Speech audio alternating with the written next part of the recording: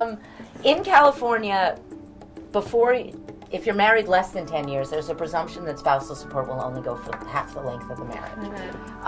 Once you hit that 10-year mark, it becomes permanent, meaning essentially permanent for life or until the other person remarries or somebody dies.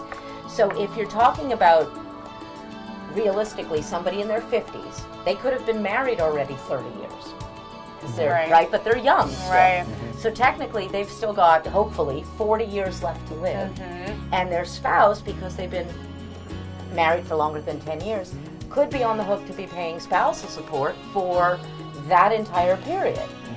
There are certain, ways that the court will entertain a motion half the length of the marriage. So if you're married 30 years, you're still waiting 15 years. It's a long time. Which is a long time, which is why once people get divorced, there are certain requirements. You have a duty to become self-supporting. You have a duty to make reasonable efforts.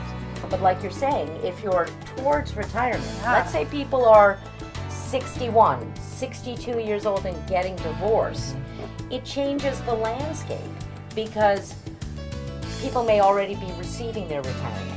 So is that that's an asset that we divide, because retirement benefits are an asset that accumulates during the marriage, and normally that is something that gets divided in half upon divorce.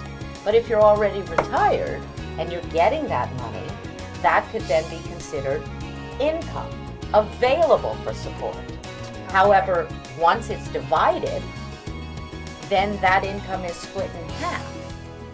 So both of you now have essentially similar incomes.